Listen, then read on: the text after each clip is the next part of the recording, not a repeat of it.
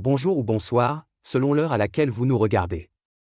Je suis chroniqueur audio et animateur de podcast à l'ODJ Média.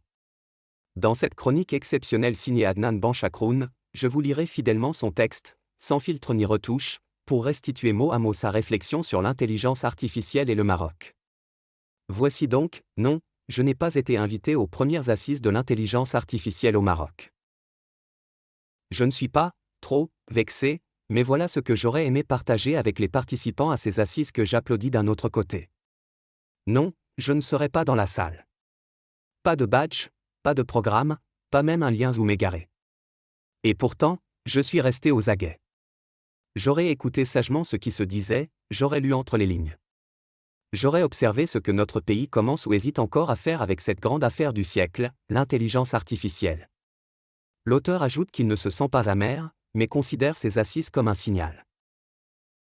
L'IA n'est pas une technologie. C'est un changement d'échelle. Ce qu'on appelle IA ou plus précisément les IA n'est pas un gadget de plus dans l'histoire de la technique. C'est une bascule d'échelle. Elle rend l'intelligence ou du moins sa simulation massive, rapide et presque gratuite. Un juriste peut résumer 1000 contrats en 5 minutes. Un fraudeur peut fabriquer une fausse vidéo de ministre en 2 clics. Un pays peut anticiper une crise alimentaire avant même que la sécheresse n'atteigne ses greniers. L'auteur pense que ce n'est pas le progrès qui inquiète, mais la vitesse de sa propagation. 3 illusions dangereuses à dissiper au plus vite. 1. L'IA ne va pas remplacer l'humain. Peut-être pas. Mais elle va le marginaliser. Elle va redéfinir ce qu'est une compétence, une utilité, un savoir. Et dans ce nouveau monde, le travail humain sera d'abord jugé sur sa rareté, non sur sa noblesse. 2. L'IA est un outil neutre. Non.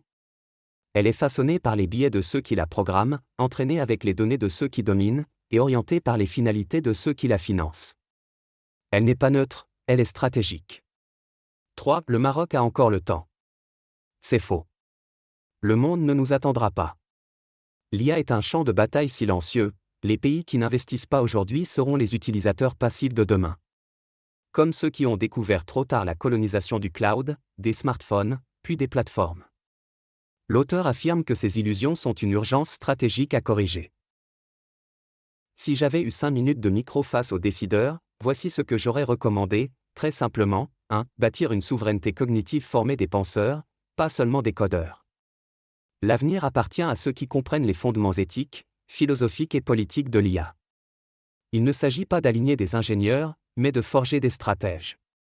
2. Créer une zone pilote marocaine de l'IA. Imaginez une ville, pourquoi pas Bangurir, Dakhla ou un territoire rural où l'on teste, en conditions réelles, l'usage de l'IA dans les services publics, santé, éducation, transport, gouvernance locale.